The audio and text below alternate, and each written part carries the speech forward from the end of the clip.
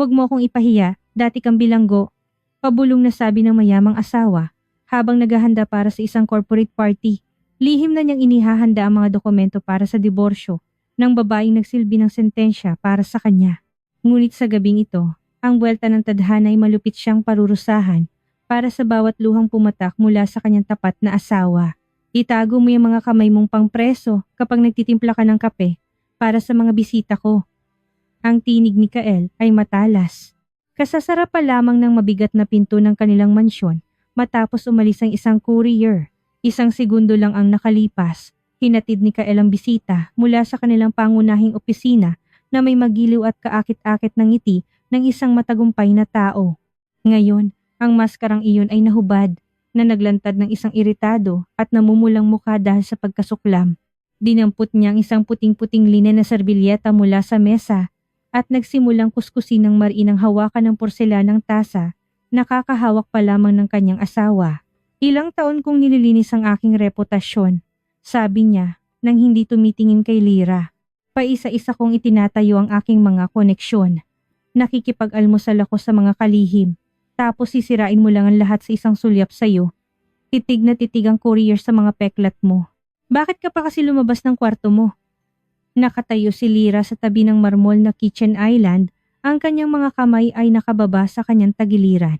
Suot niya ang isang simpleng kulay abo na sweater na makapalang pagkakasuot. Hindi siya nagpaliwanag o nagpaalala na si Kael mismo ang malakas na humingi na dalhan ng bagong timplang kape ang kanyang bisita kaninang umaga. Sa loob ng mahabang taon, natutunan na niyang manahimik ng perpekto. Anumang salita ay lalo lamang magpapasiklab sa kanyang galit. Inihagis ni Kael ang serbilyeta sa tray at tinukot ang isang bagay mula sa panloob na bulsa ng kanyang perpektong pagkakasuot na Amerikana. Inilabas niya ang isang gintong credit card at ibinato ito sa mesa. Ang plastik ay dumulas sa makinis na bato na may tuyong kalansing at huminto sa mismong gilid. Ngayong gabi ay ang 15 anibersaryo ng ating conglomerate. Ang tono ng kanyang asawa ay naging tuyo at parang naguutos. Magdiriwang tayo sa Hotel Emperador. Inutusan ng CEO na lahat ng top management ay dapat kasama ang kanilang mga asawa. Iyon lamang ang dahilan kung bakit isasama kita. Lumapit si Kael. Amoy mamahaling pabango at bagong plansang tela. Kunin mo ang card at pumunta ka sa mall. Bumili ka ng damit, itim, sarado, walang anumang hiwa. At ang mahabang manggas ay dapat na mahigpit na nakatakip sa iyong mga pulso. Walang sino man sa konseho ng mga mamumuhunan ang dapat makakita sa mga markang iyan at maalala kung saan nagsilbi ng sentensya ang asawa ko sa handaan. Tatayo ka lang sa isang sulok at mananahimik. Naintindihan mo? Naintindihan ko. Mahinahon na sagot ni Lyra. Ang kanyang boses ay mahina ngunit walang bahid ng panginginig. Napangiwi si Kael na parang lalo siyang naiinis sa kahinahunan nito. Bigla siyang tumalikod at lumabas sa pasilyo. Naiwan si Lyra mag-isa sa malawak at malinis na kusina, kung saan hindi kailanman naamoy ang lutong bahay. Dahan-dahan niyang itinaas ang kanyang kanang kamay at hinila pababa ang manggas ng kanyang kulay abong sweater. Sa kanyang manipis na pulso, pumuti ang hindi pantay at malalalim na mga bakas. Hindi ito mga sugat mula sa laban. Ito'y alaala na nakapapagod ng trabaho sa magaspang na tela sa bilangguan. Bumalik ang mga alaala mula 10 taon na ang nakalipas, mabigat at nakasusakal. Noong panahong iyon, hindi pa nagsusuot si Kael ng mga mamahaling damit na pinasadya. Siya ay isang nerbiyoso at ambisyosong commercial director sa isang maliit na kumpanya. Naaalala ni Lyra ang gabing iyon hanggang sa pinakamaliit na detalye. Tumakbo si Kael sa kanilang luma at masikip na apartment. Maputla, pinagpapawisan, nanginginig ang mga kamay. Pinfalsify niya ang mga dokumentong pinansyal para sa isang malaking halaga. Umaasang mapapaikot ang pera at maibabalik ito. Ngunit gumuho ang kanyang plano. Nagsimula na ang imbestigasyon. Lumuhod siya sa harap niya, doon mismo sa pasilyo. Isinubsob ang kanyang mukha sa mga tuhod nito. Humagulgol siya. Ipinapahid ang mga luha sa kanyang pambahay na duster. Lyra, makukulong ako. 10 taon sa bilibid. Lyra, hindi ako mabubuhay doon. Wawasakin nila ako. Pero ikaw, bilang babae, mas mababang ibibigay sa'yo. Ikaw naman na nagpapatakbo ng aking accounting. Sabihin mo na pagkakamali mo, ilalabas kita. Pangako, kukuha ako ng pinakamahuhusay na abogado. Aayusin natin ang lahat. Si Lyra, na binulag ng awa at tapat na pag-ibig, ay pumunta sa investigador. Inako niya ang lahat ng kasalanan. Mabilis na natapos ang paglilitis. Ang mga abogadong ipinangako ni Kael ay mga murang ekstra lamang pala. Maikli at tuyo ang hatol. 4 na taon sa pangkalahatang bilangguan. Inalis ng kulungan ang kanyang huling mga pag-asa at lakas. Naaalala ni Lyra ang walang katapusang shift sa patahian. Ang sementadong sahig. Ang malamig na hangin na nagpapanginig sa kanyang mga buto. Ang magaspang, mabigat na tela na mga overall na kanilang tinatahi ayon sa kota. Ang balat ay kumapal at nagbitak mula sa patuloy na lamig at mabigat na trabaho at ang doktor ng bilangguan ay pinapahiran lamang ng yodo ang mga sugat at ipinapadala siya pabalik sa makina. Hindi bumisita si Kael kahit isang beses. Idinahilan niya na baka maiugnay siya sa kaso nito. Isang beses sa 2 buwan, nakakatanggap siya ng maikling, nakatype na mga sulat. Palagi itong nagtatapos sa parehong paraan. Lyra, mahal, magtiis ka. Nagtatrabaho ako araw at gabi. Nagtatayo ako ng isang imperyo para sa ating kinabukasan. Malapit na itong matapos. Nagtiis siya. At nang lumabas siya sa tarangkahan ng bilangguan na may dalang walang lamang bag at isang release paper, walang sumalubong sa kanya. Ipinadala ni Kael ang kanyang driver. Sa panahong iyon, siya na ang nakaupo bilang vice-presidente sa isang malaking conglomerate. Nagkaroon na siya ng isang bahay sa isang eksklusibong subdivision, mga security guard at mga bagong maimpluwensyang kaibigan. Sa bagong, nagniningning na buhay na ito, hindi na nababagay ang isang asawang may criminal record. Naging pabigat siya, isang kahiyahiyang mantsa, sa kanyang perpektong talambuhay. Pinatira niya ito sa bahay, na parang isang aliping walang karapatan. Humihingi lamang ng isang bagay, huwag magpakita sa kanyang mga bisita. Isang matalas na tunog ng vibration ang pumutol sa pag-iisip ni Lyra. Sa marmol na mesa, umilaw ang screen ng nakalimutang telepono ni Kael. Sa malalaking titik nakasulat ang pangalan ng tumatawag, Sabina. Tiningnan ni Lyra ang screen. Walang selos, walang sama ng loob. Tanging isang mapait at malamig na pag-unawa sa katotohanan. Matagal na niyang alam ang tungkol sa mga pagtataksil ng kanyang asawa. Si Sabina ay kanyang personal na katulong, isang bata, at matalas na babae na may ambisyong maging may-ari ng mundo. Regular na nakakahanap si Lyra ng mga hibla ng blonding buhok sa mga Amerikana ni Kael na aamoy ang matapang na pabango nito sa mga damit. Maaaring hindi umuwi si Kael ng ilang araw na idinadahilan ng mga business trip at mahahalagang pagpupulong. Dati, ito ay nakamamatay. Ngayon ay nagbibigay ito ng kalayaan. Ang mga pagtataksil ni Kael ay pabor sa kanya. Habang mas maraming oras ang ginugugol niya sa kanyang kerida, mas kaunti ang atensyon na ibinibigay niya sa kung ano talaga ang buhay ng kanyang asawa. Mabilis na bumalik si Kael sa kusina, kinuha ang telepono, tinanggihan ang tawag, at binigyan si Lyra ng isang mapaghinalang tingin. Tinitingnan ko nakita niya ang pangalan. Nang makatiyak na ang kanyang asawa, ay nakatayo pa rin na may parehong walang bahalang muka. Inayos niya ang kanyang kurbata. Umalis na ako papuntang opisina. Susunduin ka ng sasakyan ng 6:00 ng gabi. Maging handa ka at wag kang mahuhuli. Bumagsak ang pinto. Umandar ang makina ng mamahaling SUV. Papalayo sa daan ng graba. Bumalik ang katahimikan sa bahay. Naghintay si Lyra ng ilang minuto. Pagkatapos ay kinuha ang credit card ng kanyang asawa mula sa mesa at umakyat sa ikalawang palapag. Nilampasan niya ang maluwag at maliwanag na master's bedroom at lumiko sa dulo ng pasilyo. Ang kanyang kwarto ay napakaliit. Dati, plano itong gawing bodega. Isang makitid na kama, isang simpleng aparador, at isang maliit na mesa sa tabi ng bintana. Tinawag ni Kael ang kwartong ito na bodega at nandidiring pumasok dito. Lubos siyang naniniwala na si Lyra ay tuluyan ng nasira sa bilangguan. Naging isang duwag at takot na may bahay na buong araw na nagbababad sa internet sa mga libreng forum. Isinara ni Lyra nang mahigpit ang pinto sa likuran niya, umupo sa mesa at binuksan ang takip ng luma niyang laptop. Sa isang iglap, nagbago ang kanyang tindig. Dumiretso ang kanyang mga balikat. Ang kanyang tingin ay naging matalas, nakatuon at mapanuri. Wala nang natirang bakas ng babaeng inaapi na nakasuot ng kulay abong sweater. Ngayon, sa harap ng screen, nakaupo ang isang mahinahon at napakatalino na tagapamahala. Ipinasok ni Lyra ang isang komplikadong multi-level na password at binuksan ng isang secured na sistema ng pamamahala sa pananalapi.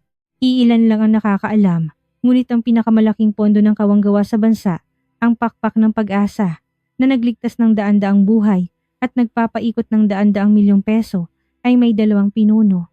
Ang opisyal na mukha, ang direktor sa mga dokumento at ang taong nakikipag-usap sa media ay si Elara, ang matagal at tanging tapat na kaibigan ni Lyra. At ang utak sa likod, ang pangunahing strategist sa pananalapi at tunay na nagtatag ng pondo ay si Lyra. Siya ang, tuwing gabi mula sa masikip na bodega na ito, nagtatayo ng mga komplikadong logistic chain para sa paghahatid ng mga bihirang gamot. Siya ang nagsasagawa ng mga hindi kilalang negosasyon sa mga dayuhang klinika at kinokontrol ang bawat piso mula sa mga donasyon. Itinago niya ang kanyang pangalan hindi lamang dahil sa mantsa ng kanyang criminal record. Itinago niya ang pondo mula kay Kael. Kung nalaman ng kanyang asawa kung gaano kalaking pera ang dumadaan sa kanyang mga kamay, agad siyang hahanap ng paraan para makuha ito. Para sa kanya, walang mga banal na bagay. Sa ibabang sulok ng screen, kumislap ang isang abiso mula sa isang secured na messenger, sulat ni Elara. Lyra, magandang umaga. Matagumpay ang paglipat ng pondo sa klinika sa Germany. Nakatakda na bukas ang operasyon ng bata. Umabot tayo. Napabuntong hininga si Lyra. Naramdaman na lumuwag ang hindi nakikitang bigkis sa kanyang dibdib. Isa na namang buhay ng bata ang naligtas. Mabilis siyang nag-type ng sagot. Salamat sa Diyos. Tiyakin mo ang mga tiket para sa kanyang ina. Nag-type si Elara ng susunod na mensahe. Ang mga letra ay mabagal na lumabas sa screen, na parang nag-aalangan ng kaibigan kung dapat ba itong isulat. Lyra, ngayong gabi ang seremonya ng pambansang parangal. Hotel Emperador, Main Hall. Na-nominate tayo. Ipinipilit ng mga organizer na dumalo ang tagapagtatag. Alam kong nandoon din ang handaan ng conglomerate ni Kael. Ito ang perpektong pagkakataon. Tama na ang pagtatago sa anino. Karapat-dapat kang malaman ng mga tao ang katotohanan. Handa ka na bang hubarin ang mga maskara? Matagal na tiningnan ni Lyra ang mga umiilaw na linya. Naalala niya ang mukha ng kanyang asawa na puno ng pagkasuklam kaninang umaga. Naalala niya ang utos nito na itago ang kanyang mga kamay. Naalala niya ang malamig na patahian at ang mga taon ng paghamak sa bahay na ito kung saan araw-araw ay ipinapamukha sa kanya na siya ay walang kwenta. Ngayong gabi sa Emperador, magtitipon ng lahat ng ilit ng lungsod, ang mismong mga kalihim at mamumuhunan na kinatatakutan ni Kael na mapahiya sa harap. Dumapo ang kanyang mga daliri sa keyboard, ang kanyang mga kilos ay matatag at tiyak. Dadating ako Elara, type niya. Handa ako para sa mga bata. Isinara niya ang laptop, lumapit sa aparador para magbihis bago pumunta sa mall. Kailangan niyang bilhin ang mismong damit na hinihiling ng kanyang asawa. Itim, sarado, formal, ang damit kung saan ililibing niya magpakailanman ang kanyang nakaraang buhay ngayong gabi. Maingay at matao sa mall. Nagmamadaling naglalakad ang mga tao sa harap ng mga nagniningning na bintana. Puno ng mga paper bag, abala sa kanilang mga sariling alalahanin. Dahan-dahan, halos hindi napapansin. Si Lyra ay gumalaw sa agos na ito. Mahigpit niyang hawak sa bulsa ng kanyang coat ang gintong credit card ng kanyang asawa. Ang plastik ay nagiinit sa kanyang mga daliri. Nagpapaalala sa umagang paghamak. Nabili na niya ang damit. Simple, itim, may mahabang manggas at saradong kwelyo, eksakto sa iniutos ni Kael. Nakalagay ito sa isang paper bag. Mabigat na humihila sa kanyang kamay. May ilang oras pa bago ang gabi at kailangan ni Lyra na ayusin ang kanyang buhok.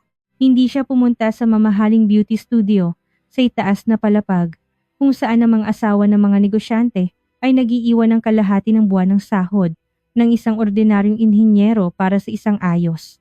Ang kanyang opisyal na sahod mula sa pondo ay inililipat niya hanggang sa huling sentimo sa mga account ng mga nangangailangang pamilya at matagal na siyang tumigil sa paghingi ng pera sa kanyang asawa para sa personal na pangangailangan.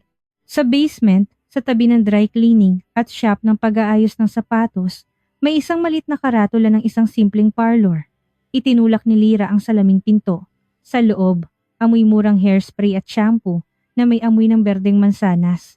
Ang sahig ay may kupas na linoleum, ngunit ang mga salamin ay napakalinis. Magandang araw. Isang payat na babae na nakasuot ng itim na apron ang sumalubong sa kanya. Mukhang hindi siya lalampas sa 20 taon. Ang kanyang malalaki, medyo inosenteng mga mata ay tumingin ng palakaibigan at bukas. Sa name tag, maayos na nakasulat ang pangalan, Mia. Gusto niyo po ba magpagupit o magpaayos? May bakante po kami ngayon. Magpaayos. Pakiusap. Mahinang sagot ni Lyra. Hinubad niya ang kanyang coat, isinabit ito sa isang simpleng metal na sabitan at umupo sa upuan sa harap ng lababo. Pakiangat po ng inyong ulo, malumanay na sabi ni Mia. Binuksan ng dalaga ang tubig, sinuri ang temperatura sa kanyang pulso at maingat na itinurong agos sa buhok ni Lyra. Hindi po ba mainit? Hindi, sakto lang. Salamat. Ipinikit ni Lyra ang kanyang mga mata. Ang mainit at magaan na mga daliri ng tagapag-ayos ay dahan-dahang minasahe ang kanyang anit. Sa simpleng mga kilos na ito ng isang estranghero, naroon ang napakatapat at hindi pagkukunwaring pag-aalaga na halos mapaluha si Lyra. Sa mga nakaraang taon, nasanay na siyang hinahawakan ng may inis o pagkasuklam. Matagal nang iniiwasan ng asawa niya ang anumang pisikal na kontak na para bang may ketong siya. Pagod po ba kayo? Biglang mahinang sabi ni Mia habang maingat na binabanlawan ng bula. Hindi ito tunog na parang isang tanong, kundi isang simpleng pakikiramay. Napakalungkot po kasi ng inyong mga mata. Alam niyo po, sabi ng lola ko, kung mabigat ang kalooban, kailangang maghugas ng ulo. Tinatangay ng tubig ang lahat ng negatibong enerhiya.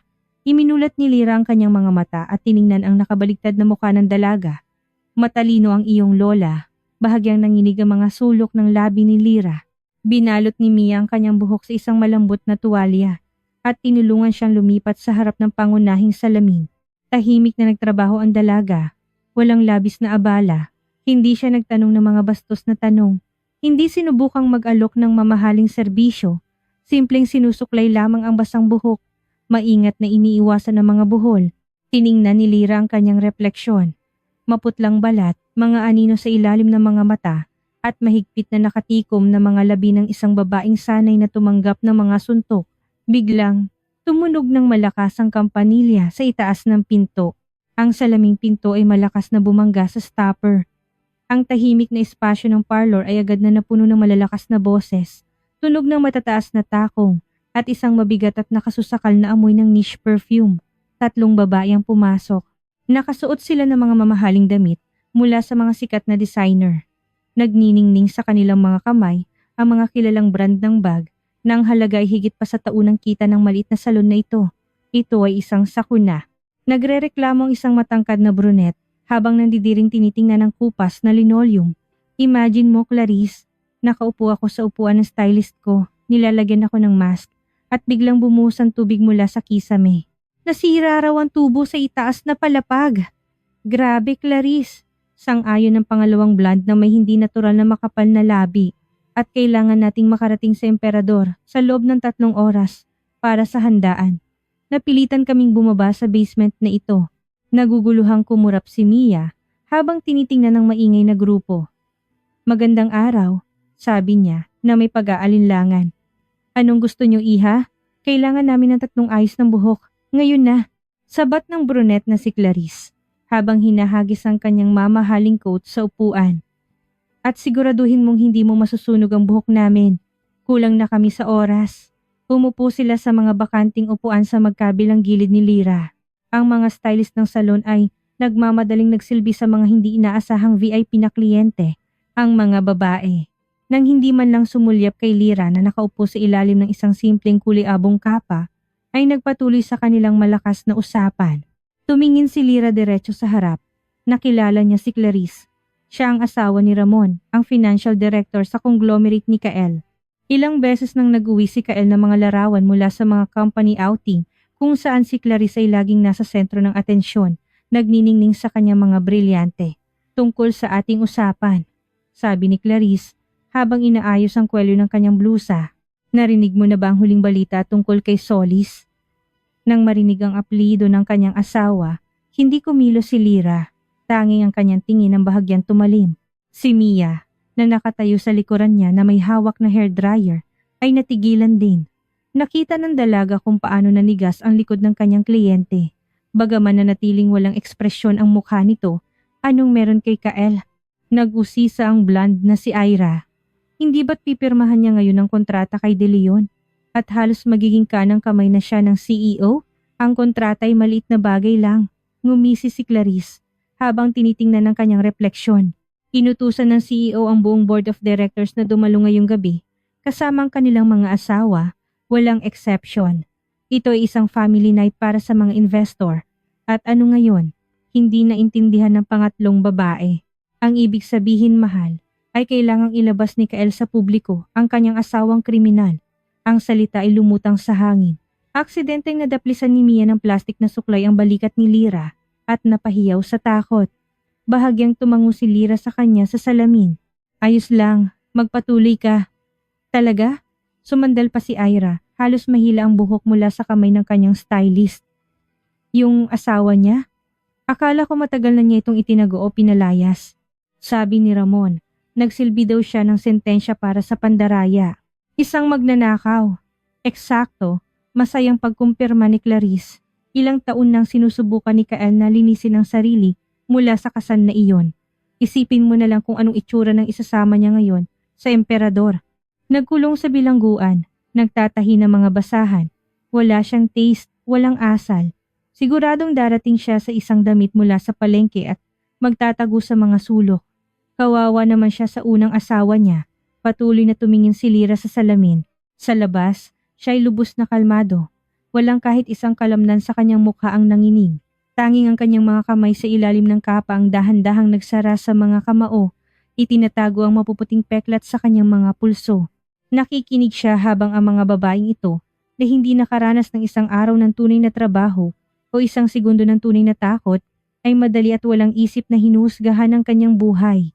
Hinuhusgahan base sa balat, sa tsismis, sa maruming kasinungalingan na ilang taon nang ikinakalat ng kanyang sariling asawa para magmukhang biktima sa mata ng lipunan. Pero sigurado akong swerte siya sa pangalawa niyang asawa, humagikgik si Ira. Naroon din si Sabina sa party ngayong gabi. Nakita mo ba ang bago niyang damit? Siyempre, singhal ni Clarice. Sinabi niya sa akin lahat. Nag-order si Kael ng isang eksklusibong disenyo diretso mula sa Milan. Pulang seda, bukas ang likod. Alam ng babae ang kanyang halaga.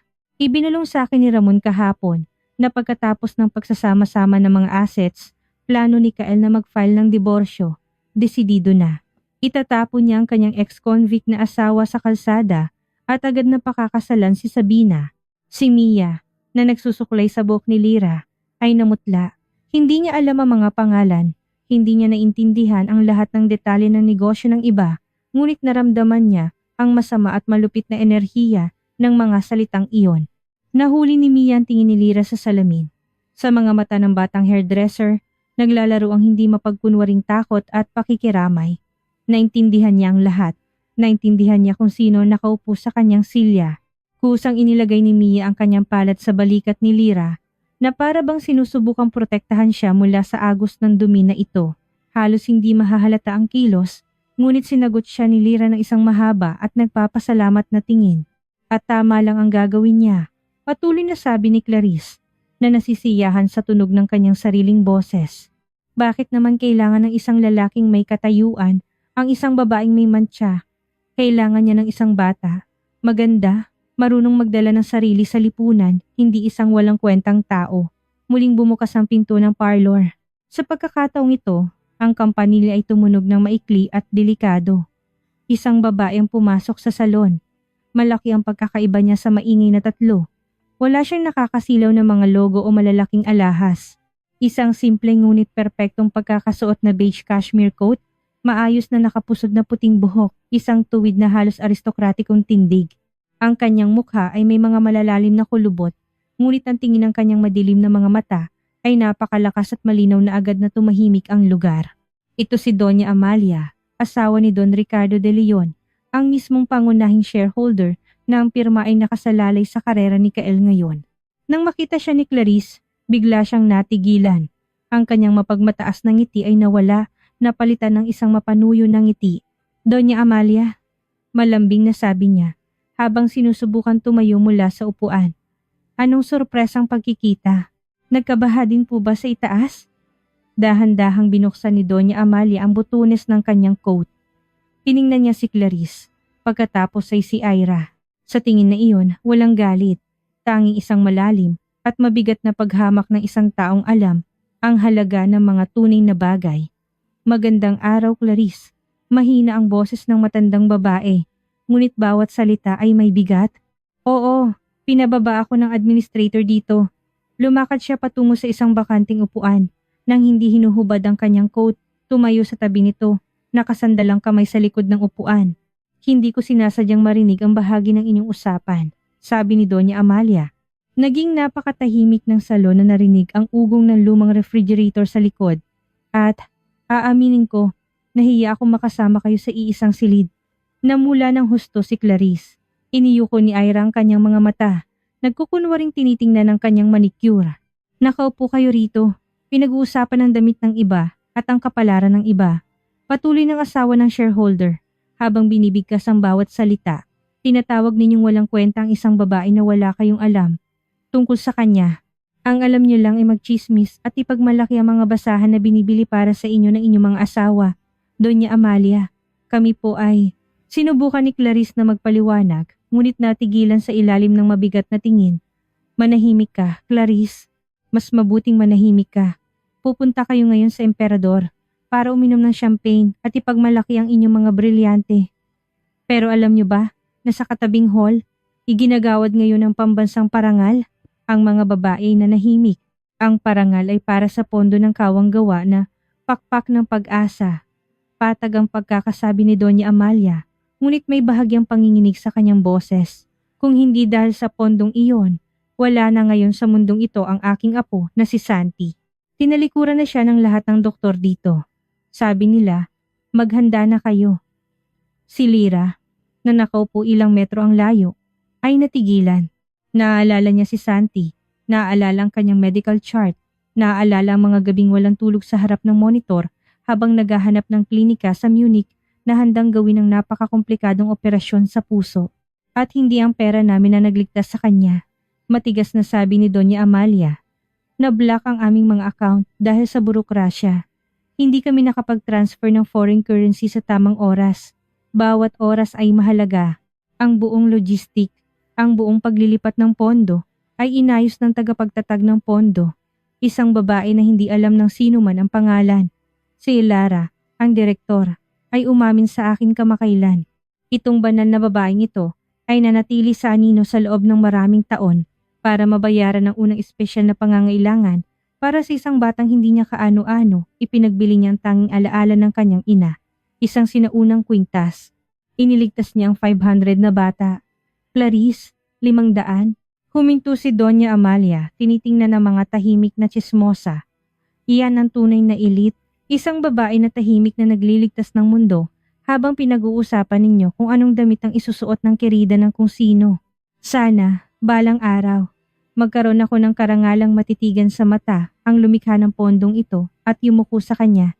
Namulan ng husto si Clarice. Sumiksik siya sa upuan, biglang napagtanto ang kababawan at kawalang halaga ng kanyang usapan kanina. Kinakabahang hinimas ni Ira ang gilid ng kapa. Muling bumalik ang katahimikan sa parlor, ngunit ngayon ito ay hindi magaan at walang laman, kundi mabigat at nakakabigat. Hinubad ni Doña Amalia ang kanyang coat at umupo sa upuan. Tumingin si Lyra sa salamin. Sa unang pagkakataon sa mahaba't nakakapagod na araw na ito, nawala ang tensyon sa kanyang mga balikat.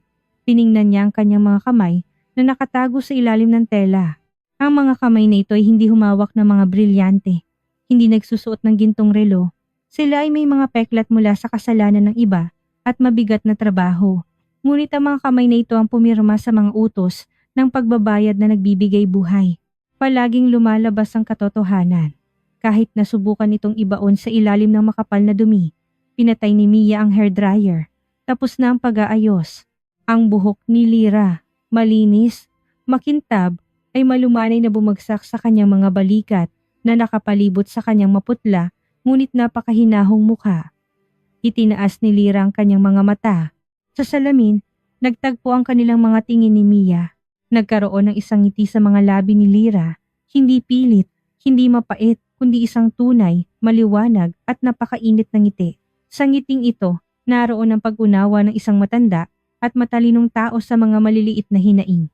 Hindi napigilan ni Mia na ngumiti pabalik at sa kanyang mga mata, kumislap ang mga luha. Tinanggal ni Lyra ang kapa. Tumayo siya, Inayos ang mga tupi ng kanyang simpleng kulay abong sweater at lumapit sa counter ng administrator. Inilabas niya mula sa kanyang bulsa ang isang perang papel, ang huling cash na natira para sa kanyang buwan ng maliliit na gastusin at inilagay ito sa counter sa harap ni Mia. Ang halaga ay ilang beses na mas malaki kaysa sa presyo ng pag-aayos. Para sa iyo ito, Mia. Mahina ngunit sapat na malakas para marinig ng lahat sa salon, sabi ni Lyra. Para sa iyong gintong mga kamay at sa iyong mabuting puso, ingatan mo ito. Sa panahon ngayon, bihira na iyan. Namula ng husto si Mia. Sinusubukan tumanggi, ngunit marahang hinawakan ni Lyra ang kanyang palad, pinipigilan siyang tumutol. Isinuot ni Lyra ang kanyang coat, kinuhang paper bag na may itim na saradong damit na binili niya para sa kanyang asawa at nagtungo sa labasan. Habang dumadaan sa upuan ni Doña Amalia, huminto siya saglit. Tiningnan siya ng asawa ng shareholder. Simpleng sinulyapan ng babaeng simple ang pananamit nang hindi nalalaman kung sino ang nakatayo sa harap niya. Bahagyang yumuko si Lyra bilang tanda ng paggalang at lumabas ng salon. Isang mahabang gabi ang naghihintay. Isang gabi na binalak ni Kael Solis na maging kanyang tagumpay.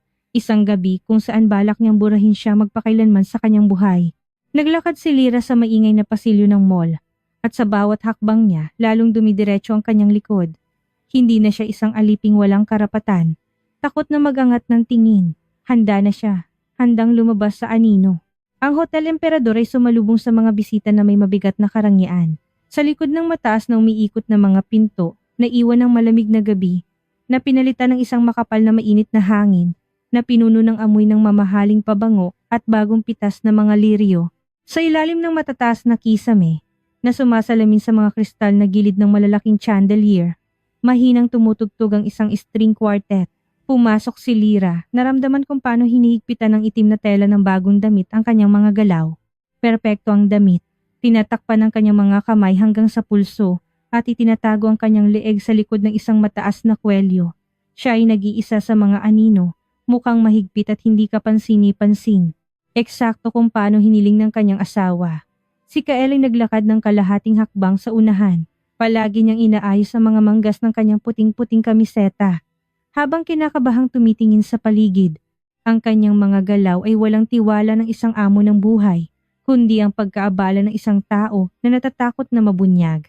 Hinahanap niya sa karamihan ang mga tamang mukha, ang mismong mga tao kung kanino nakasalalay ang kanyang promosyon, pagkatapos ng pagsasama-sama ng mga assets ng conglomerate. Nang mapansin niya sa pasukan ng banquet hall, ang isang maliit na grupo ng mga top manager, bigla siyang huminto. Mabilis niyang sinuri si Lyra na para bang tinitingnan kung may nakausling sinulid. Tayo na, sabi niya, habang hinahawakan siya sa itaas ng siko. Ang pagkakahawak ay matigas at halos masakit. Dinala niya siya sa tabi ng nagniningning na mga bintana ng bar at pinatigil sa likod ng isang malaking marmol na haligi, malayo sa pangunahing daloy ng mga bisita. Madilim ang ilaw dito, natutunaw sa madilim na mga kortina. Dito ka lang, pabulong na sabi ni Kael, habang nakayuko sa kanyang tainga. Huwag kang magpakita, nakakahiya ka sa presensya mo lang. Lalapit ako ngayon kay Ramon at babatiin ang mga investor. Mamaya na tayo uupo sa mesa. Kung may magtanong kung sino ka, ngumiti ka lang at sabihing masakit ang ulo mo. Walang usapan. Binitawan niya ang kanyang kamay at lumakad pabalik sa maliwanag na espasyo ng hall. Agad na nagsuot ng isang malawak na palakaibigang ngiti. Naiwan si Lyra sa dilim. Sumandal siya sa malamig na marmol ng haligi at huminga ng malalim at pantay. Hindi siya natatakot, hindi siya nahihiya. Sa loob niya, gumagana ang parehong kalmado at mapagkalkulang makina na sa gabi namamahala sa milyon-milyong transaksyon. Kailangan niya lang hintayin ang kanyang oras. Tingnan mo nga naman, may mga taong nagtatago sa mga sulok. Ang boses ay babae, malalim, at halatang nangiinis. Dahan-dahang lumingon si Lyra, papalapit sa kanya, na malumanay na iniimbay ang kanyang mga balakang, si Sabina. Suot niya ang mismong damit na gawa sa pulang seda na malakas na pinag-usapan sa parlor. Ang tela ay yumayakap sa kanyang katawan, na nagpapakita ng kanyang likod at balikat sa kanyang leeg. Kumikinang ang isang manipis na brilyanteng kwintas. Regalo ni Kael para sa isang matagumpay na quarter. Nang mapansin ni Kael ang kanyang katulong, agad siyang humiwalay sa grupo ng mga kasamahan at lumapit sa kanya. Sa isang sandali, nakalimutan niya kung nasaan siya. Dumulas ang kanyang tingin sa mga nakalantad na balikat ni Sabina. Kinuha niya ang kanyang kamay ng parang may-ari at dahan-dahan, halos magaan, hinalikan ng kanyang mga daliri. Napakaganda mo. Mahinang sabi niya. Pagkatapos ay mabilis na tumingin sa direksyon ng haligi kung saan nakatayo si Lyra. Umubo siya at inayos ang kanyang kurbata. Sabina, maghintay ka rito saglit. Kailangan kong kumuha ng mga baso ng champagne. Paparating na si Don Ricardo. Agad na nawala si Kael sa karamihan, patungo sa bar. Hindi man lang niya naisipang alukin ang inumin ng kanyang asawa. Nang mawala na sa paningin ng asawa, nagbago ang mukha ni Sabina. Ang mapaglarong mapanuksong ngiti ay nawala, napalitan ng isang matigas at mapanlinlang na ngisi. Lumakad siya ng 2 hakbang pasulong, sinira ang personal na espasyo ni Lyra. Ang amoy ng kanyang mabigat at matamis na pabango ay tumama sa kanyang ilong. Ano na? Bilanggo! Binuhat ni Sabina ang kanyang boses sa isang nakalalasong bulong. Nasiyahan ka na ba sa magandang buhay? Paano pakiramdam dito? Hindi ba masyadong maliwanag pagkatapos ng selda? Tumingin si Lyra sa kanya mula sa itaas. Sa kanyang mga mata, walang galit, walang sama ng loob. Tanging isang malamig at mapanuring pansin. Pipirmahan ni Kael ang kontrata kay De Leon ngayon. Patuloy ni Sabina na nasisiyahan sa kanyang inakalang kapangyarihan. At bukas ng umaga, magfa-file na siya ng divorce. Ang lahat ng dokumento ay nasa mga abogado na. Ayaw na niyang makita kahit ang mga gamit mo. Itatapon ka lang niya na may isang maleta. Kaya masanay ka na ulit sa kaning baboy. Pulubi, ang lugar mo ay sa kalsada, hindi sa tabi ng mga lalaking tulad niya. Hinintay ni Sabina ang mga luha. Hinintay ang isang eskandalo, isang sampal, isang pagtakas. Nais niyang makita kung paano masisira ang hindi kapansin-pansin na babaeng ito sa saradong damit. Hindi inalis ni Lyra ang kanyang tingin. Dahan-dahan siyang kumurap pagkatapos ay nagsalita. Ang kanyang boses ay mahina, ngunit napakabigat at makapangyarihan na hindi sinasadyang napaatras si Sabina. Sa kulungan, nakakita ko ng iba't ibang tao, pantay na sabi ni Lyra. May mga magnanakaw, mga manloloko, may mga pumatay. Pero alam mo ba kung ano ang pagkakaiba nila sa'yo? Nagngit-ngit si Sabina. Ang kanyang mga mata ay nanliit. Kahit ang pinakababa sa kanila ay may mas maraming dangal at paggalang sa sarili kaysa sa'yo, iha. Pinupulot mo ang asawa ng iba at ipinagmamalaki mo ito. Nakakaawa ka. Sa bawat salita ay may bukas na galit. Hindi makahinga si Sabina. Namula ang kanyang leeg. Sinira ang perpektong make-up. Binuksan niya ang kanyang bibig para sumigaw ng insulto. Ngunit sa sandaling iyon, lumitaw si Kael sa tabi niya na may dalang 2 baso ng champagne. Anong pinag-uusapan niyo? Pekeng masiglang tanong niya habang inaabot ang isang baso kay Sabina. Wala naman, dinakma ni Sabina ang baso. Mula sa kanyang mga kamay, halos matapon ng alak. Pinag-uusapan lang namin ang pagkakaiba sa pagpapalaki. Halika na Kael, hindi ako makahinga dito. Bigla siyang tumalikod at naglakad patungo sa mga pinto ng banquet hall. Naguguluhang tiningnan ni Kael ang kanyang likuran.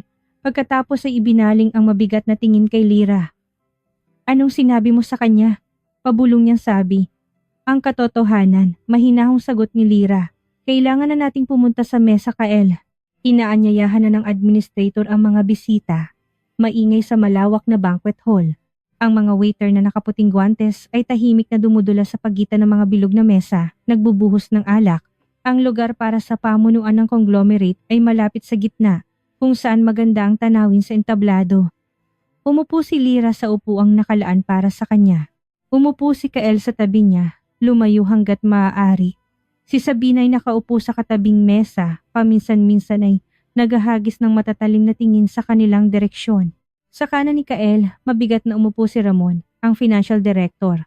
Isang mataba at mamula-mulang lalaki na nasa 50 anyos. Huminga siya ng malakas, inayos ang kanyang kurbata at agad na inabot ang plato ng mga pampagana.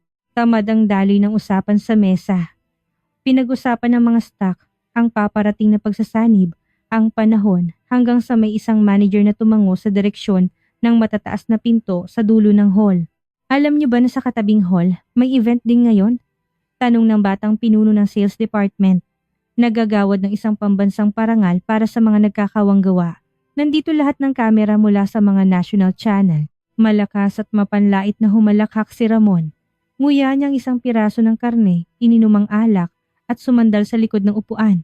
Mga nagkakawang gawa, Sabi niya na may hindi maitatagong sarkasmo. Alam natin yung mga nagkakawanggawa na yan. Nakakatawa. Tumahimik ang mesa, nakikinig sa financial director. Mahilig si Ramon magsalita sa publiko. Matatanda na kayo, pero naniniwala pa rin kayo sa mga kwentong pambata, patuloy niya. Habang tinitingnan ng kanyang mga kasamahan. Lahat ng mga pondong iyan, mga samahan ng tulong, iyan ay mga legal na labahan lang para sa pera, buwis ninyo. Sa totoo lang, nangongolekta sila ng milyon-milyon mula sa mga mapaniwalaing mamamayan para sa mga batang may sakit. At pagkatapos ang perang iyon ay napupunta sa mga offshore account, ipinambibili ng mga villa sa Spain. Walang isang sentimo ang nakakarating sa mga tunay na may sakit. Kahit isang sentimo. Sinasabi ko sa inyo bilang isang financial expert, ang buong kawanggawa na iyan ay ang pinakamarumi at pinakamapang-uyam na negosyo. May ilang sa mesa na tumango bilang pagsang-ayon, ngumisi si Kael, sinusuportahan si Ramon. Tama ang sinabi mo, Ramon. Mga palamunin na naglalaro sa emosyon. Nakaupo si Lira nang hindi gumagalaw. Tinitingnan niya ang kanyang mga kamay na tahimik na nakapatong sa kanyang kandungan. Nakikinig siya habang ang busog at matabang lalaking ito na hindi pa nakatapak sa isang children's ward ay madali at simpleng binubura ang mga taon ng walang tulog na gabi, kilometro ng nerbiyos at daan-daang nailigtas na buhay. Itinaas niya ang kanyang ulo. Hindi mo gaanong alam ang batas para sa isang taong may posisyon mo, Ginoong Ramon. Hindi malakas ang kanyang boses, hindi siya sumigaw o nagtaas ng tono. Ngunit sa kalmado at malamig na intonasyong iyon, naroon ang napakalakas na kapangyarihan na agad na huminto ang tunog ng mga kobyerto sa mesa. Natigilan si Ramon na may hawak na baso ng alak. Tinitigan niya si Lira na parang biglang nagsalita ang isang muwebles. Namutla si Kael. Bigla siyang lumingon sa kanyang asawa. Nanlaki ang kanyang mga mata sa takot. Anong pinagsasabi mo? Tumahimik ka. Pabulong niyang sabi habang sinusubukang sipain siya sa ilalim ng mesa, ngunit inilayo niya ang kanyang binti. Sinasabi ko ang mga katotohanan. Tumingin si Lira diretso sa mga mata ng financial director. Sa sandaling iyon, wala na sa kanya ang bakas ng babaeng inaapi na itinatago ni Kael sa bodega. Sa harap nila ay nakaupo ang isang matigas, tiwala sa sarili na pinuno ng isang malaking istruktura. Sinasabi mo na walang isang sentimo ang nakakarating sa mga may sakit. Iyan ay kasinungalingan. Ang mga seryosong non-profit na organisasyon tulad ng Pakpak ng Pag-asa Foundation na ang parangal ay iginagawad ngayon ay dumadaan sa taunang mandatoryong audit ayon sa batas federal. Pumurap si Ramon. Pinoproseso ang narinig. Oo, nabibili ang mga audit na iyan. Sinubukan niyang ipagwalang bahala. Hindi posibleng bilhin ng isang audit kapag ang ulat ng pondo ay ganap na transparent at inilalathala sa open access sa website ng Department of Justice. Binibigkas ni Lira ang bawat salita. Lumitaw sa kanyang alaala ang daan-daang mga talahan na yan at ulat na personal niyang pinagsama-sama sa gabi. Ang mga gastusing administratibo ng pondo ay limitado ng batas sa 20% ng nakolektang halaga. Ngunit ang malalaking organisasyon ay sinasakop ang mga gastusing ito sa pamamagitan ng mga target na kontribusyon mula sa mga trustee. Ang lahat ng 100% ng mga donasyon mula sa ordinaryong mamamayan ay eksklusibong napupunta sa paggamot. Naging mabigat ang katahimikan sa mesa. Nagpalipat-lipat ng tingin ng mga kasamahan ni Kael mula sa namumulang si Ramon patungo kay Lira. Walang sino man ang inaasahan na marinig ang ganoong propesyonal at makatuwirang pananalita mula sa isang babae na tinuturing nilang walang pinag-aralan na may bahay. Noong nakaraang taon lamang, patuloy ni Lira, hindi binibigyan ng pagkakataon si Ramon na makabawi. Ang pondo na tinawag mong labahan ay nagbayad para sa mga operasyon ng 180 na bata na may malubhang karamdaman. Ang survival rate sa kanilang mga kaso pagkatapos ng interbensyon ay 85%. Iyon ay 153 na bata na ngayon ay humihinga, naglalakad at nabubuhay, hindi nakahiga sa lupa. Bago mag-akusa, dapat matutunan ng isang financial director na suriin ang mga open data. Ito ay mga pangunahing kaalaman sa financial literacy. Binuksan ni Ramon ang kanyang bibig. Naghanap siya ng mga salita para sumagot, ngunit wala siyang masabi. Sinalakay siya gamit ang kanyang sariling sandata, mga numero at katotohanan. Tumulo ang pawis sa kanyang mga sentido. Namumula si Kael. Ang kanyang paghinga ay naging mabilis at mabigat. Tiningnan niya ang profile ng kanyang asawa at hindi niya ito nakilala. Hindi ito ang sirang babae na tahimik na tumatanggap ng mga insulto. Ito ay isang ganap na estranghero, isang malakas at mapanganib na tao. Yumuko siya sa kanya, hinigpitan ng hawak sa braso ng upuan na namuti ang kanyang mga buto. Magsisisi ka sa ginawa mo, pabulong niyang sabi. Sa sandaling iyon, dumilim ang ilaw sa hall. Ang entablado ay nagniningning sa maliwanag na mga spotlight at mula sa mga speaker sa kisame, umalingaw-ngaw ang isang kaaya-aya at malalim na boses ng lalaki. Mga kagalang-galang na bisita ng conglomerate, maligayang pagdating sa aming pagdiriwang. Hinihiling namin ang inyong atensyon. Ngayon ay mayroon tayong hindi pangkaraniwang format. Nagpa siya ang pamunuan na pagsamahin ng bahagi ng ating kaganapan sa seremonya ng pambansang parangal na nagaganap sa katabing hall.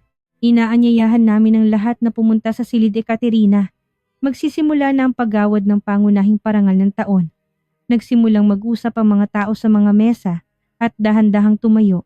Si Ramon, na sinamantala ang pagkakataon, ay mabilis na tumayo at lumapit sa bar, sinusubukang iwasan ang tingin ni Lyra. Biglang tumayo si Kael. Hinawakan niya si Lyra sa siko, pilit na itinayo mula sa upuan. Sa kanyang mga mata, naroon ang puro at hindi maitatagong galit ng isang taong pinahiya sa publiko. Hinila niya ito patungo sa labasan ng banquet hall, kung saan nagtitipon ng mga bisita patungo sa seremonya ng parangal. Hindi lumaban si Lyra. Naglakad siya ng tuwid, nakatingin sa harap, malapit na ang kritikal na oras. Ang pulutong na mga bihis na bisita ay dahan-dahang lumipat mula sa banquet hall, patungo sa maluwag at maliwanag na foyer, patungo sa malalaking pinto ng Silid Ekaterina. Naririnig ang ugong ng daan-daang boses, mahinang tawanan, at tunog ng mga baso na dala ng mga tao. Mabilis at pabigla-bigla ang lakad ni Kael. Hila-hila si Lyra. Mahigpit niyang hinawakan hanggang sa masakit ang braso nito sa itaas ng siko. Mabigat ang kanyang paghinga. Mahigpit na nakakuyom ang kanyang mga panga. Ang pampublikong sagot ni Lyra sa financial director ay naging isang tunay na kahihiyan para sa kanya. Siya, si Kael Solis, ay ilang taon nang nagtatayo ng imahe ng isang perpektong pinuno at ang kanyang sariling asawa ay pinamukha ng mga tanga ang kanyang mga boss. Biglang huminto si Kael. Ilang metro ang layo mula sa kanila, napapaligiran ng kanyang personal na security at 2 deputy. Nakatayo si Don Ricardo de Leon. Ang pangunahing shareholder ng conglomerate ay may kausap na mahina sa kanyang katulong. Ang kanyang puting buhok ay nakaangat sa gitna ng karamihan. At ang kanyang madilim na damit ay perpektong nakasuot na nagpapakita ng malaking pera at kapangyarihan. Agad na nagbago ang mukha ni Kael. Nawala ang galit, napalitan ng isang mapanuyo at malawak na ngiti. Binitawan niya ang kamay ni Lyra, mabilis na inayos ang kanyang Amerikana at humakbang para salubungin ng tycoon. Don Ricardo, malakas at mapanuyo ang boses ni Kael. Inilahad niya ang kanyang kanang kamay para makipagkamay. Magandang gabi. Hayaan niyo po akong batiin kayo sa ngalan ng aming buong departamento. Hinihintay po namin ang inyong pagdating. Natigilan si Don Ricardo sa pagsasalita. Dahan-dahan niyang lumingon. Ang kanyang mabigat at hindi kumukurap na tingin ay bumaba sa inilahad na kamay ni Kael. Pagkatapos, itinaas ng tycoon ang kanyang mga mata at tumingin diretso sa mukha ni Solis. Sa tingin na iyon, walang pagkilala, walang paggalang. Nababasa lamang ditong isang ganap na nagyayelong paghamak, tulad ng pagtingin ng isang tao sa isang nakakainis na insekto. Hindi nagsalita si Don Ricardo. Hindi niya inilahad ang kanyang kamay. Tumalikod lamang siya at humakbang pasulong. Agad na itinulak ng mga security guard si Kael. Binibigyan daan ng kanilang pinuno. Naiwan si Kael na nakatayo na may inilahad na kamay sa gitna ng foyer. Ilang top manager na malapit ay umiwas ng tingin. May isang lantaran na ngumisi, tinakpan ng bibig ng kamay. Si Ramon, na dumadaan kasama ang kanyang asawang si Clarice, ay naghagis ng isang mapanuyang tingin kay Kael at umiling. Ito na ang katapusan. Sa mundo ng malalaking pera, ang ganong pampublikong kilos ay nangangahulugan ng ganap na pagkawala ng dangal at isang krus sa anumang ambisyon sa karera. Namula ang mukha ni Kael. Ibinaba niya ang kanyang kamay. Mabigat na umangat ang kanyang dibdib. Kailangan niya ng isang taong mapagbubuntunan ng hindi matiis na kahihiyang ito. Bigla siyang lumingon, hinanap ng tingin si Lyra at sa 2 hakbang ay nasa tabi na niya. Nang walang salita, hinawakan niya ito sa balikat at malakas na itinulak sa isang tagong pasilyo patungo sa mga service area. Walang ilaw ng chandelier doon. Tanging madilim na mga ilaw sa dingding at mga saradong pinto. Idinikit ni Kael si Lyra sa malamig na dingding na may madilim na mga panel. Ang kanyang mukha ay nabalot ng isang tunay na pagkamuhi. Yumuko siya sa kanya nang napakalapit na naamoy niya ang alak mula sa kanyang bibig. "Masaya ka na?" Pabulong niyang sabi. Sa bawat salita ay may bukas na poot. "Nagpasya kang tuluyan akong sirain sa iyong matatalinong pananalita sa mesa. Nagpasya kang ipakita kung gaano ka katalino. Dahil sa'yo, tinitingnan nila ako na parang isang tanga. Ikaw ang may kasalanan kung paano kanila tinitingnan." Pantay na sagot ni Lyra. Ang kanyang kahinahunan ay parang gasolina sa apoy. Sinuntok ni Kael ang dingding ilang sentimetro mula sa kanyang mukha. "Tumahimik ka!" Naputol ang kanyang bulong sa isang paos na sigaw. "Bukas ng umaga, iimpake mo ang iyong mga gamit, iyong mga basahan, iyong lumang laptop, lahat ng iyong basura, at lalayas ka sa bahay ko." Natigilan si Lyra. "Ako'y magfa-file ng divorce." Patuloy ni Kael, binibigkas ang bawat salita. Nais na saktan siya hanggat maaari. Handa na ang lahat ng dokumento. Ginawa ng aking mga abogado ang prenuptial agreement na hindi ka makakakuha ni isang sentimo. Mananatili ka sa kalsada na walang pera, walang tirahan, na may tatak ng isang ex-convict. Maglilinis ka ng sahig sa mga hagdanan. Kung tatanggapin ka pa man doon, tapos ng oras mo, Lyra. Binubura na kita." Lumayo siya. Inayos ang kanyang mga manggas na parabang nadumihan. Biglang tumalikod at naglakad patungo sa mga pinto ng silid Ekaterina. Naiwan si Lyra na nakatayo sa dilim ng pasilyo. Isinandal niya ang likod ng kanyang ulo sa dingding at ipinikit ang kanyang mga mata.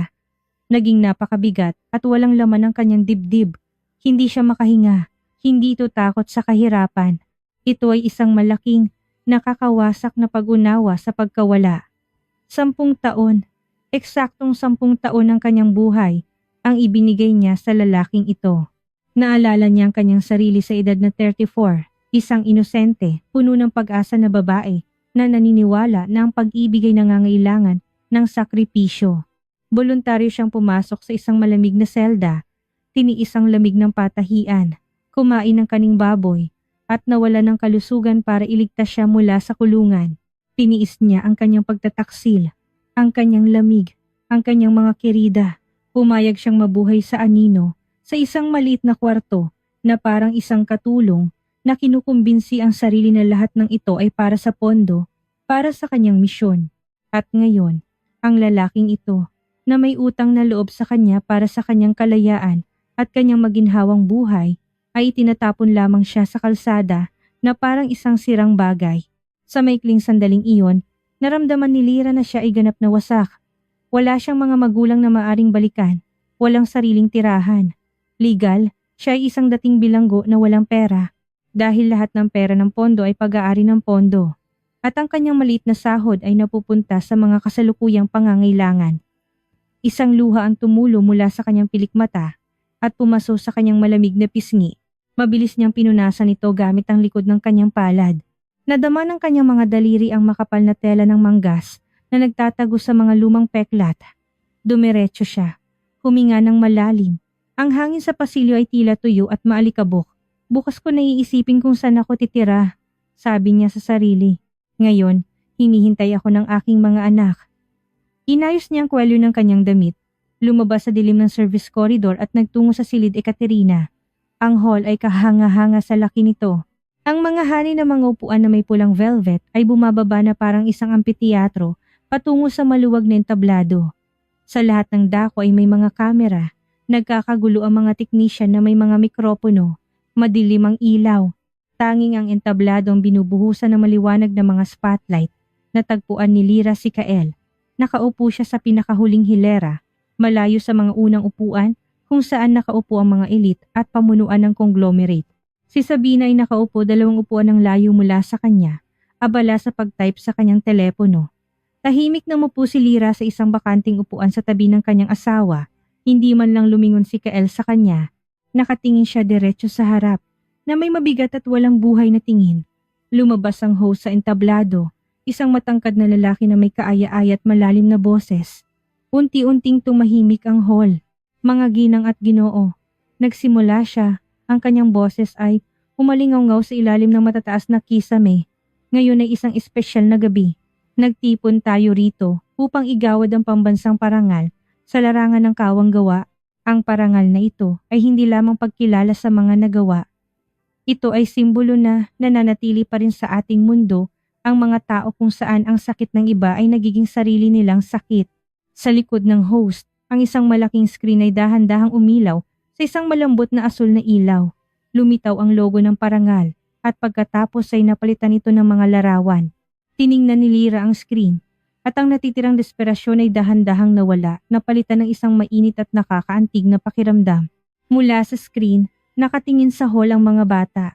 Maliliit, seryoso, nakangiti, na may mga dextrose at laruan sa kanilang mga kamay. Alam niya ang bawat mukha.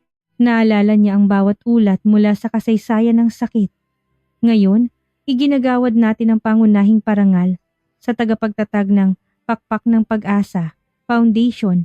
Patuloy ng host, isang magalang na bulungan ang dumaan sa hall. Alam ng lahat ang pangalang ito. Sa loob ng 6 na taon, ang pondong ito ay nagligtas ng higit sa 500 na buhay ng bata, 500 na kapalaran, 500 na pamilya na naibalik ang kahulugan ng buhay. Ang survival rate ng mga pasyente na kinukuha ng pondo ay halos isang medikal na himala, ngunit sa likod ng himalang ito ay hindi mahika. Sa likod nito ay isang 24,007 na mabigat na trabaho. Lumitaw ang isang bagong larawan sa screen. Isang batang lalaki na may 5 taong gulang na may maputlang mukha at malalaking takot na mga mata ang nakatingin diretso sa kamera. Hayaan ninyong ikwento ko sa inyo ang isang istorya. Ang boses ng host ay naging mas mahina at nakakaantig. 3 taon nang nakalipas, ang batang ito, si Santi, ay nasa kritikal na kondisyon. Isang malubhang depekto sa puso. Sumuko na ang mga lokal na klinika, sinabing wala ng pag-asa. Ang tanging pagkakataon ay isang agarang, napakakomplikadong operasyon sa Munich. Sa unang hilera, kinuha ni Doña Amalia ang kanyang panyo at idinikit ito sa kanyang mga labi. Sa tabi niya ay nakaupo si Don Ricardo. Ang kanyang mukha ay nanatiling hindi gumagalaw, ngunit ang mga panga sa kanyang mga pisngi ay mabigat na gumagalaw.